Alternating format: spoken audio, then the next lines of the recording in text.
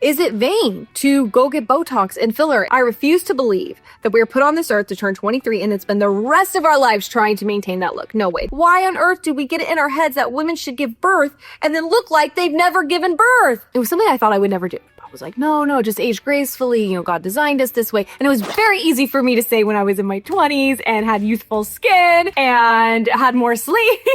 So a lot of my worth was in how the world saw me. And I'm realizing, I am nowhere near their age. In fact, I could be some of these people's moms. And I am having a hard time with that. I feel young. I still feel the same. Where's the line with this, right? Like, can you go in for this kind of facial, but now Botox is crossing the line? Now all of a sudden it's like, oh no, you shouldn't be doing Botox, but you can do facials. Like, where is the line with this? If you guys just want my 2 cents on whether or not Botox or filler plastic surgery is wrong or right,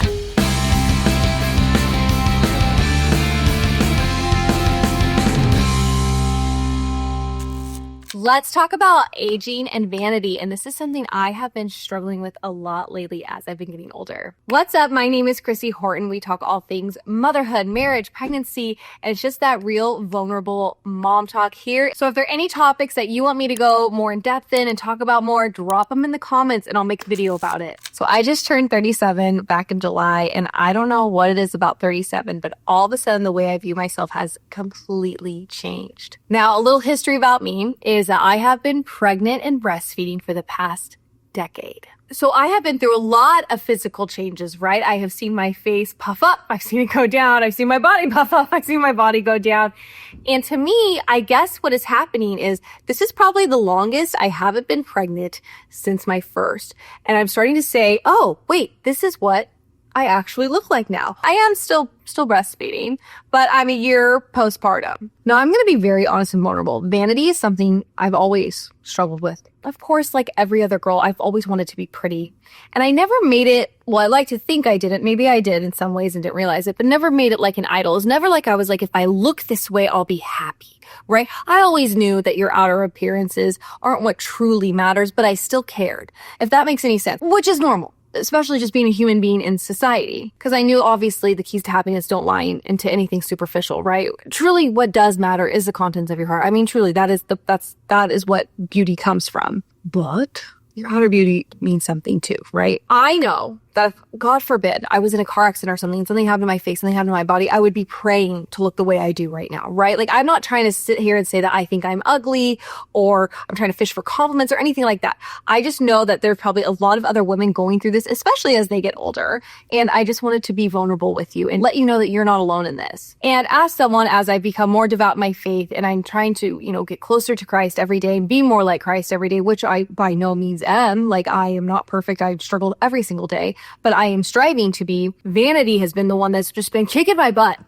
I'm really trying not to be vain in my appearance, but it's been something I've been struggling with. And honestly, I'm sure social media has a lot to do with it. I don't think any of us are meant to see ourselves the amount we do now, especially with social media, but especially as a content creator. I mean, I'm editing my videos. I'm looking at myself all the time. I'm constantly seeing these things. And true, at some point I become like detached from it and I'm just focusing on the content, but I don't think we were meant to see ourselves as much as we do now. Well, that's true. And then not only am I looking at myself, but because of the nature of what I do, I have to be online and look at what topics are being talked about. I have to scroll. And when I scroll, I don't think our brains were meant to see this many pretty people. Like, truly, if I think about growing up, when I think about growing up back, I went to high school in the early 2000s. There were the pretty girls at school and the people I saw in the magazine at the grocery store, and then like TV, like Britney Spears, beautiful. But it wasn't like it is now where you're on your phone and it's just constant. I mean, it's hundreds of faces you'll see in a matter of like 30 minutes, right? And you can't help but compare yourself. Now, I want to say a few things here too. One, I'm not saying these people aren't beautiful, but I'm saying we don't know if there's filters being used because there's lots of ways to disguise the filters. Just me filming this alone, I'm in very good lighting. If you know anything about camera work, lighting is key. I'm in very good lighting. I'm in front of a window and I have a light. Look at this. Look at this complexion. Like, okay. And I'm pretty sure the cameras come with like automatic smoothing sometimes. So we don't know what beautifying effects are being used either. But anyways, With that said, living in the world we do, I can't help but think of my outer beauty more than I should, more than I know I should be thinking about it. And I'm not saying there's anything wrong in taking care of yourself. I'm not saying there's anything wrong in exercise, eating right, doing a skincare routine. And that's what we're going to get into. We're going to get into it. Like, is it vain to go get Botox and filler and plastic surgery? I actually don't think it's 100% vanity. I have a lot of thoughts on this, and we're going to get into it. Okay, so I looked this up. I looked it up on Catholic Answers. I was like, does the church, because I'm Catholic, you may not be Catholic, but I'm Catholic, so, they'll go to that, to some things, because, it's not like it's like in the Bible, like it tells you not to be vain, but I'm like, what does that? Shake your body. Shake it. What does that mean? So I went to Catholic Answers, and it said something about, let me look it up. The church doesn't have an official teaching on the morality of cosmetic surgery for non-medical therapeutic purposes. Example, tummy tuck, facelifts, breast augmentations. Now, the Catechism does touch on the subject here. If morality requires respect for the life of the body, it does not make it an absolute value. It rejects a neo-pagan notion that tends to promote the cult of the body, to sacrifice everything for its sake, to idolize physical perfection. So then it goes on to say, here are some questions to prayerfully consider before going under the knife. What is your intention? Are there vanity or self-esteem issues, psychological issues? Is your happiness dependent upon the outcome of the surgery? Will these procedures increase certain health risk? Will the cost be a financial burden to you or your family? If you are married, will your husband support your decision? I thought these were really very fair questions, because here's how I look at it with motherhood too. Mothers, it is an amazing gift to be a mother, right? It is an amazing gift to be pregnant and carry the baby and give birth to the baby. There is a ton of sacrifice involved with that. It's a beautiful sacrifice. Now, sacrifices are not bad. It's giving up of something of comfort now for something so much greater in the future. But it is a sacrifice. And it's a sacrifice that will make a million times over to have each and every one of my children. But I mean, I've had big babies. I've had them all back to back, and it has taken a toll on me. Not only has the physical aspect of carrying and birthing a baby, but, caring for the babies, right? A lot of sleepless nights in this house with 6 kiddos, I'll tell you that much.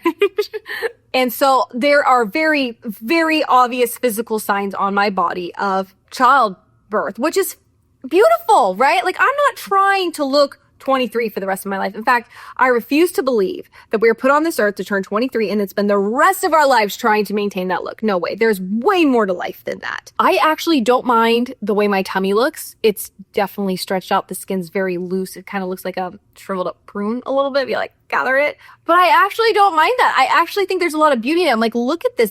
These are like the markings of the physical signs where I grew all my babies. So the tummy doesn't really bother me.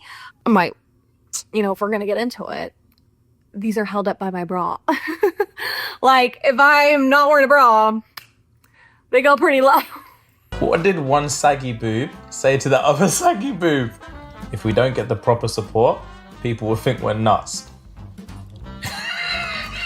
But, that's a sign of just breastfeeding all my babies. I mean, we can't possibly expect women to birth all these babies.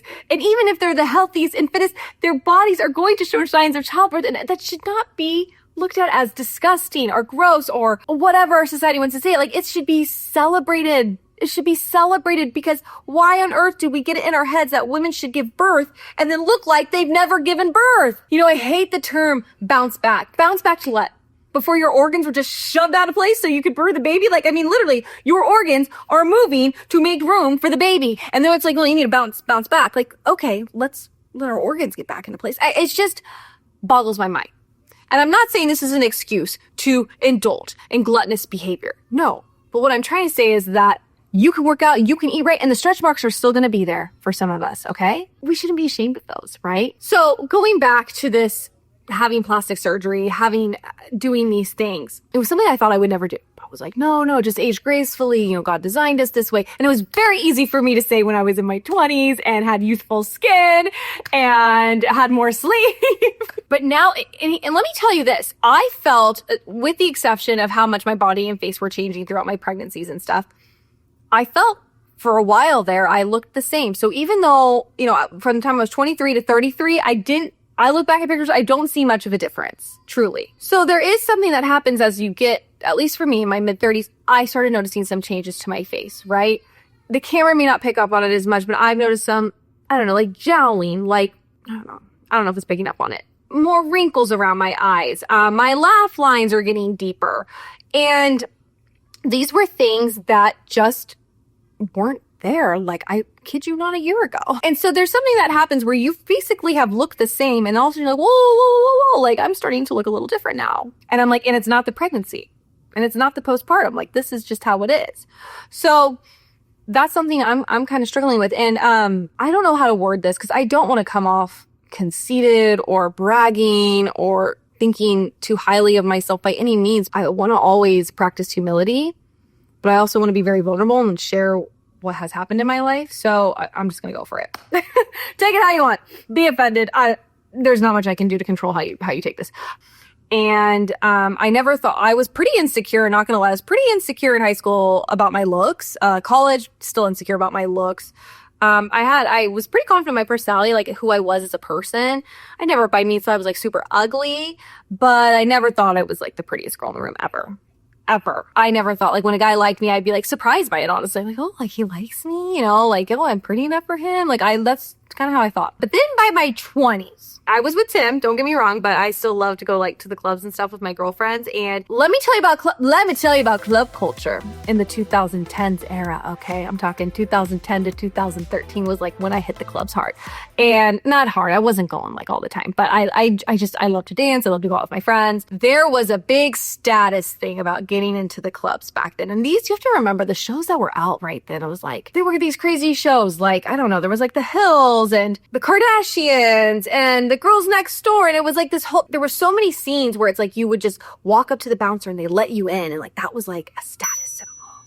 And so that I'd go up and I'd say like, oh, hi, like I'm here with some of my friends. We're all girls. And they'd be like, oh yeah, like they'd look us up. And it's totally objectifying them. Now I look back like, just like, but I don't know. I fell for it back then, and it made me feel worthy. And you guys have to remember, this was back in my early 20s when I was very just much going through the motions kind of Christian, right? I go to church, I sing in the choir, and but I was very lukewarm. I wasn't very devout. I didn't know much of the teachings of the Catholic Church. I didn't care to get to know them. So you have to understand, I wasn't really guided by my faith at this point, unfortunately. So a lot of my worth was in like how Tim saw me, right? That's a lot to put on someone. And how the world saw me. And so when I got validation in that I was pretty enough to just saunter into a club and get in, like that added to how I looked at myself and how I valued myself in some sense. So a lot of it came from how I looked. And I put myself in these situations where I guess I could be objectified and not really even realizing. I thought this was a very normal experience, right? You're 21, you go to the club, like that's what you do. That started to add to my worth. So when that gets kind of ingrained to you during formative years, now that I'm getting older, I know that I don't want to teach. And here's another thing. I have daughters. I have sons. I am constantly teaching them it's about what's in the contents of your heart, not about what you look like. You know, when it comes to what you look like, you can take pride in your appearance and, you know, take care of yourself and eat well. And your body is a temple. And we are called to take care of our temples, you know, but it should never become vain, where you're just putting you first. Like, well, no, I need to get my 3 hours of a workout in. I need to put me first constantly, or it's affecting how you tend to your family, right? There's ways to take care of yourself without it stealing from taking care of your family or others. So this is something I struggle with because I don't want my kids to feel this way. I don't want my kids to feel in any sense that their worth and their value is wrapped up in how they look. But here I am dealing with this. And it's a very much like do as I say, not as I do. But I try to be very mindful of how I, you know, not talking about this stuff in front of them, obviously. It is heartbreaking though, because my mom, oh my gosh, God bless my mom. She was the best mom. She never put value on how we looked. In fact, I was very tall for my age. So I'm 5'8" right now. I was 5'7" by the time I hit 10 or 11 years old. I was always the tallest kid in my class. And I was like rail thin because I just grew so fast. It was just my body type. I was just like this crazy, lanky, skinny, tall girl. Because of that, I've got asked to model because I was just crazy tall and crazy skinny.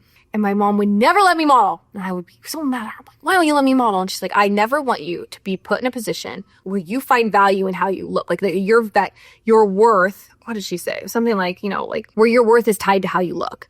And she's like, and with modeling, they're not getting to know your smarts, your heart, what you have to say. They're just looking at you. And she didn't want that for me. And so, you know, my mom was never the mom like, oh, just put on a little makeup. I don't know, I'm saying there's anything wrong if you have a mom that's like that. But she was just, oh, you're so beautiful. Like, why are you wearing makeup? You're naturally beautiful. You don't need to wear that. And, and growing up in early 2000s, late 90s, you guys don't understand how far body positivity has come, because it was so rail thin was considered beautiful. Like, I mean, I look back at these pictures where they're like, oh, look at Tyra Banks, look at these celebrities, and look how big they are. And they were thick. They were thin.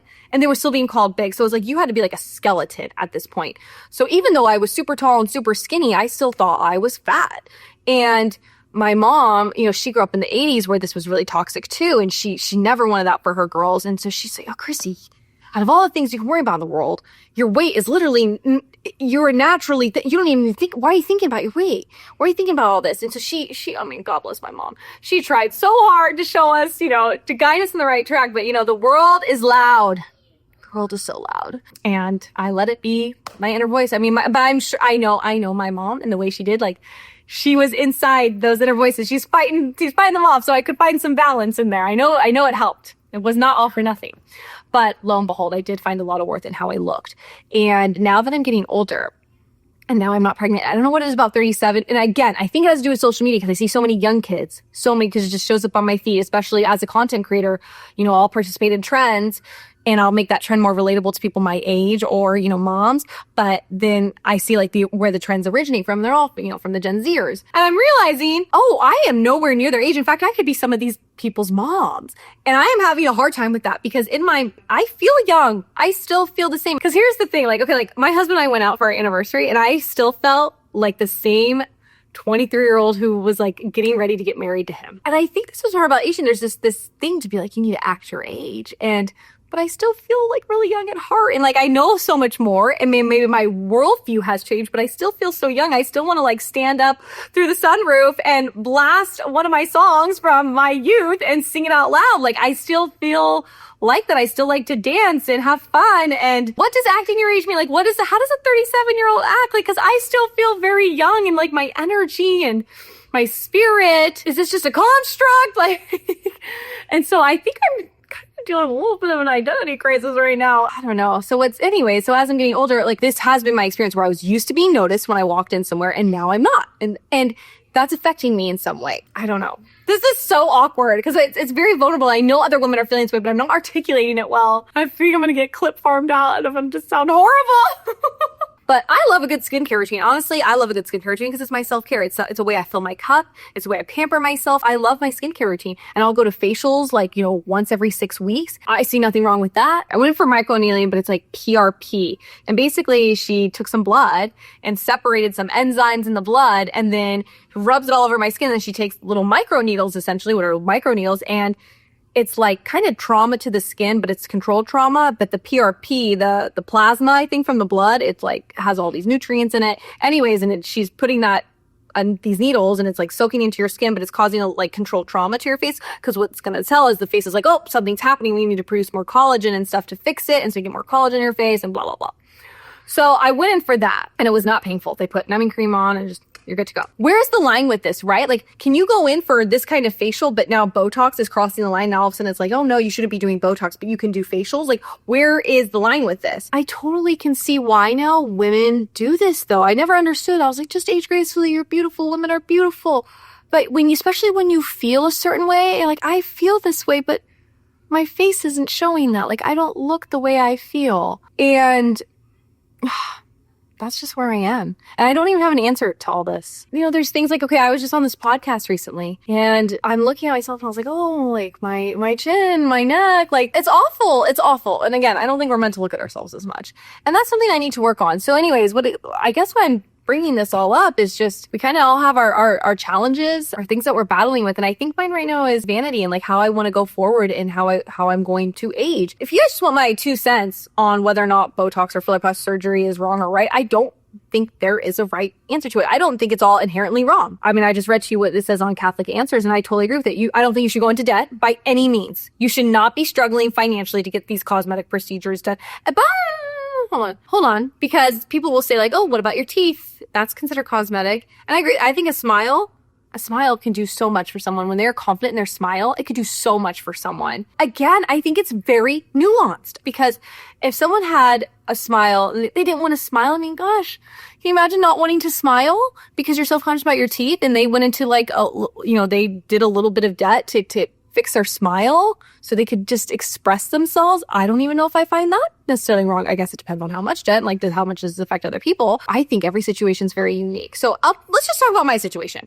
If I were to get anything done, the debt thing wouldn't be an issue. I can afford it. What my husband thinks, now he's great. He's like, you are so beautiful. You are beautiful the way you are. Your body has given us the family it has. In fact, my husband actually goes back to this one Desperate Housewives clip. If you ever watched Desperate Housewives, there are two characters, Lynette and Tom, I think was his name. He was kind of feeling this, right? I think he was in some position where he had talked to a lot of people and he felt like he was getting older, and he was looking into plastic surgery. And Lynette had been through it. Man, she had cancer, all this stuff. And she, and so she goes, if you start doing this, if you get plastic surgery and you get Botox, then I'm going to have to start doing it, because you're going to see yourself and look like, I look good, I look a certain way, and you're just going to see me and I'm going to look old. And then she was like, then she kind of traced his outline of his face, and she's like, this wrinkles, like that's from when the twins were born. And this wrinkles like when I had my cancer, and we got through it. And it was a really lovely scene. And so Tim kind of brings that up to me. He's like, well, if you do it, I'm going to have to do it. And I don't think so. He looks so good. I don't know if you saw my recent short, but he's just like aging like a fine wine out here, while I am the one getting wrinkly and looking different. But obviously what Tim has to say about this means a lot. Yeah, granted, it's my body and all this stuff, and he knows that too, and loves me and respects my choices and knows I don't make choices willy-nilly. Ultimately, yes, it's my decision. He would never hold me back from that, but I do care what he has to say on it. I think he'd be okay with it if I was like, no, man, this is something I really want to do. Something's going to help my confidence. I think he would also be like, hey, like if this is what you feel you need to do, like, I'm going to support you, but I want you to always know that I will find you beautiful no matter what. Like, this just goes for, anything. And I think it comes down to like, are you making vanity an idol, right? Are you making your looks like a false idol? I don't think I'd be happier. I'm very happy, by the way. I'm very happy. I love my life. I feel so blessed. But I do think a little tweak here or there would immensely help my confidence, truly, because there's certain things that I look at and I'm just like, oh, I could just fix that just a little bit. I feel like I would just walk in with like more of a stride back, like get more of that pep in my step back. But I don't know. Maybe I'll get it and I'll find something else wrong, right? At some point in your life, right, you can't do these forever, right? At some point you're going to hit like 70 or 80 and be like, this just isn't worth it to me. I don't want to do it anymore. And you stop, because it is all upkeep, right? So some part of me is like, again, if it's not this financial burden, what's wrong with just a little like, here's another thing I think is really important to keep in mind. I'm not trying to look like someone else. I'm not even trying to look like a younger version of me. I'm just trying to look like a well-rested version of me. Because Lord knows, I am not getting the rest I need. Tim tries, though. I will say that. The man lets me sleep in the morning. He takes care of all the kids every morning. So he does his best. So yeah, that's another thing. I think that's something to keep in mind. Like, okay, do you want to do plastic surgery because you don't like the way God designed you? But again, it's more nuanced than that, because there are people who are born with abnormalities, and I think there's absolutely nothing wrong with them wanting to fix those, because at the end of the day, we do live in this world, right? We do live in this world, and we may not be of this world, but we're definitely a part of it. So, you guys are just in my inner monologue, because I don't have an answer to any of this. This is just the thoughts as they come. Yeah, I just don't think it's black and white. I don't think there's an answer to it. I think everyone has these different journeys. Let me say this though. I am so grateful for my able body. And that is something I always tell myself when I get a little down on my looks or whatever. I go, you know what? I can walk. I can talk. I can run. I can play with my kids. I can jump. I feel young. Yeah. I may be 37, but I feel like I can keep up athletically. Is that even a word? Athletically? I feel like I can keep up though. And I thank God every day for my healthy body, because how's that saying go? You could have 100 problems and then you have a health problem and then you only have one problem, right? So the fact that I am just healthy is something I'm grateful for every single day. I am so grateful for my able body. In fact, here's something. I have crazy veins from my pregnancy, and it's hereditary. Just terrible circulation. And my legs look black and blue.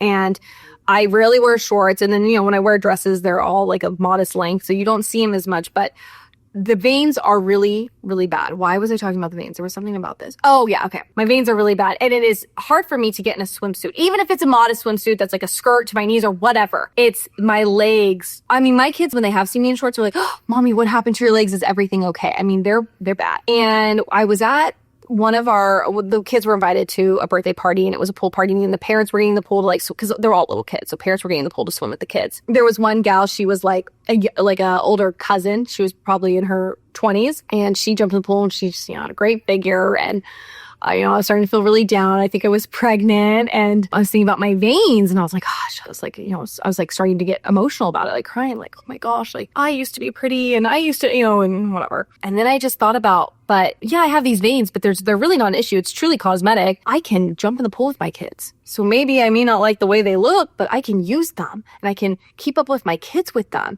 And so I definitely, as much as I struggle with the vanity, I'm also very hyper aware of just how blessed I am to have a healthy, able body, to have all my senses.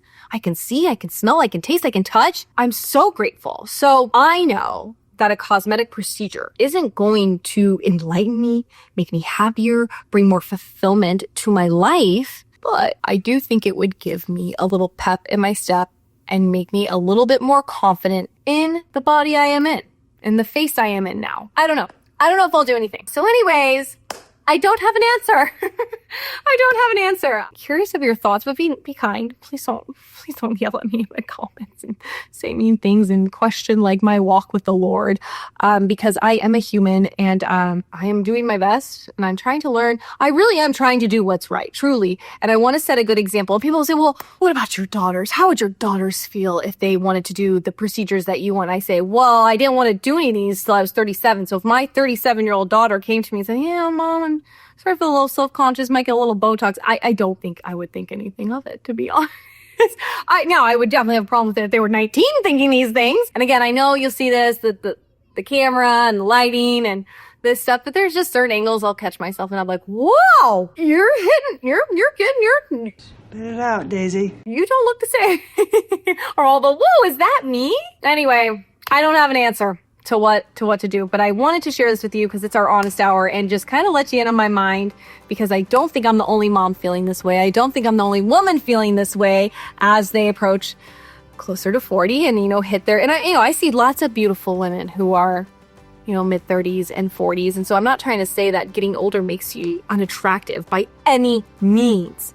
I see women who, they'll show before and they'll show pictures of them in their 20s, pictures of them in their 30s, and they're just like massive glow up. So age has nothing to do with the beauty, but this is just how I am feeling right now. This is all just from my perspective of how I felt when I looked at my 20s and how I feel compared to my late 30s. That was really all over the place. I hope you're able to follow along. If you're into these vulnerable talks where we just get down to all of it, let me know in the comments, and I'll keep making these videos for you. And make sure that you subscribe and ring that bell, ting that bell. Gosh, I really need to learn this. But if you enjoy this kind of content, subscribe, tap that bell so you never miss a video, and I'll see you guys soon. Okay. I really should write this stuff down before I talk about it, just instead of yapping. I'm so sorry you guys have to deal with this. I had to edit one of my other videos where I was just yapping, and it's like torture. Like, just get to the point.